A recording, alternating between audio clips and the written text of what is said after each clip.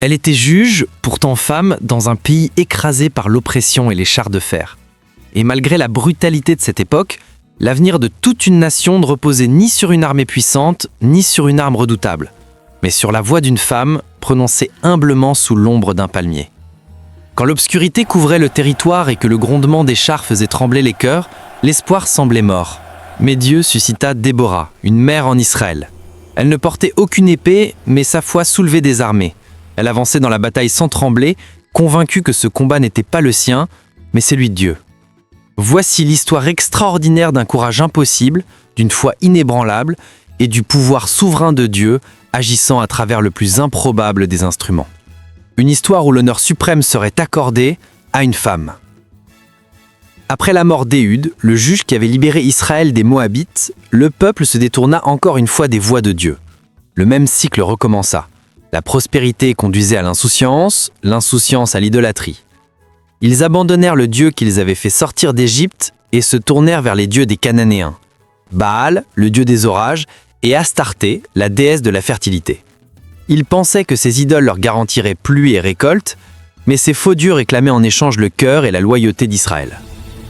Alors, dans sa justice, Dieu permit que le peuple soit oppressé pour qu'il se réveille. Cette fois, il les livra entre les mains de Yabin, roi de Canaan, qui régnait à Hatzor, une cité fortifiée, dont les ruines témoignent encore de sa puissance passée. Son chef d'armée Sisera était un général impitoyable, et il possédait un avantage terrifiant, 900 chars de fer, l'équivalent de chars blindés modernes, rapides, dévastateurs, impossibles à arrêter en terrain ouvert. Pendant 20 longues années, Israël fut écrasé. Villages brûlés, champs pillés, tribus écrasants. Voilà le prix de l'idolâtrie. Mais au milieu de cette souffrance, un reste fidèle continuait de prier. Leurs supplications montaient vers le ciel. Dans la région montagneuse d'Éphraïm, entre Rama et Béthel, vivait une femme remarquable, Déborah. Prophétesse, juge, conseillère du peuple. Elle ne portait pas de couronne car les juges d'Israël n'étaient pas des rois.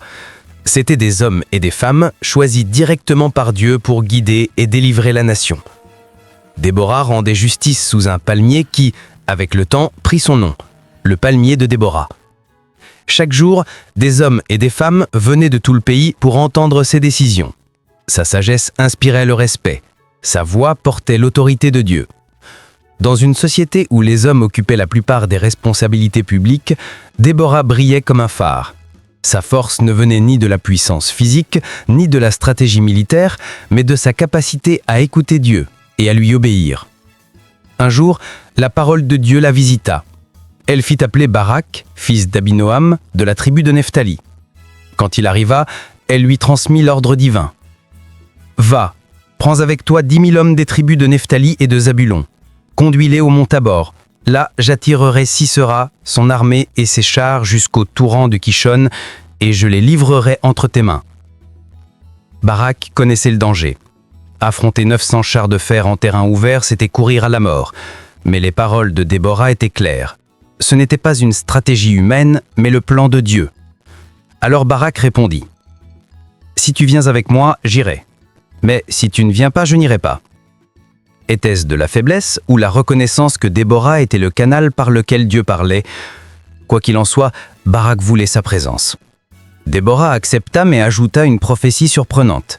« J'irai avec toi, mais sache-le, l'honneur de cette victoire ne reviendra pas à un homme, car Dieu livrera Sisera entre les mains d'une femme. » Dans une culture guerrière d'Israël et de Canaan, cela paraissait invraisemblable, mais Barak accepta, confiant dans le plan divin. Barak rassembla ses messagers et convoqua les guerriers des tribus de Zabulon et de Nephtali. Des paysans quittèrent leurs champs, des bergers abandonnèrent leurs troupeaux. Chacun prit ce qu'il pouvait comme arme. Ils montèrent au mont Tabor, une colline isolée dominant la vallée de Jezreel, un lieu stratégique d'où l'on pouvait surveiller les mouvements ennemis. Pendant ce temps, Sisera apprit que Barak avait rassemblé une armée. Confiant dans la supériorité de ses chars, il mobilisa tous ses hommes et se dirigea vers le torrent de Kishon. Il voulait écraser Israël une fois pour toutes. Depuis les hauteurs du mont Tabor, Déborah, Barak et les soldats voyaient monter la poussière des chars ennemis. Le sol tremblait sous leur approche. Alors, Déborah donna l'ordre. avance. Car voici le jour où le Seigneur livre Sisera entre tes mains. Le Seigneur marche devant toi. » Barak dévala la pente, suivi de ses 10 000 hommes. Normalement, cela aurait été une catastrophe. L'infanterie est vulnérable face aux chars en terrain dégagé. Mais Dieu avait préparé une surprise.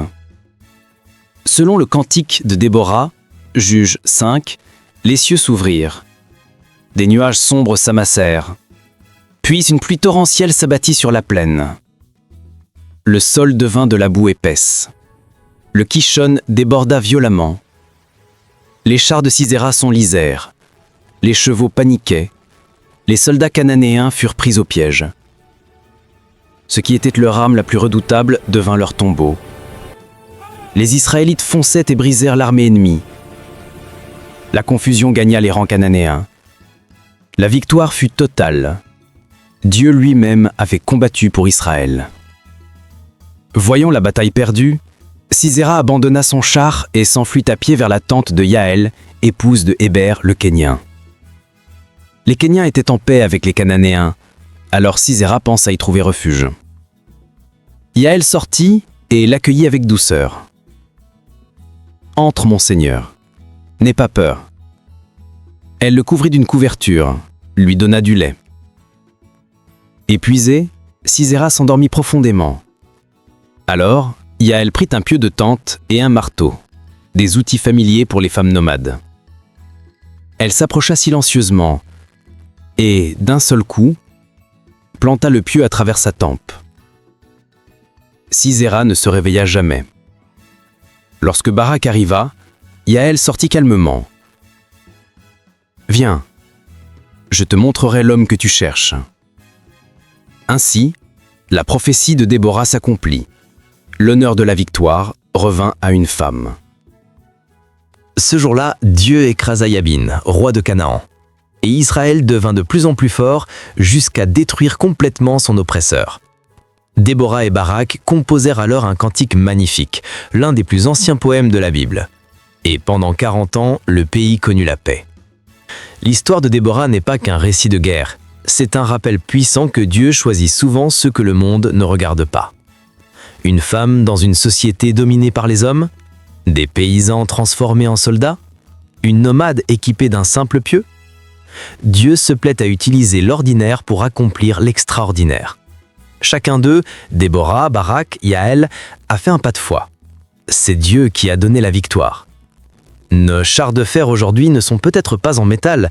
Ce sont des peurs, des pressions culturelles, des défis qui semblent invincibles. Mais comme Déborah, nous sommes appelés à rester fermes, parler avec courage, obéir quand Dieu dit « va ». La question demeure, auras-tu assez confiance pour entrer sur le champ de bataille?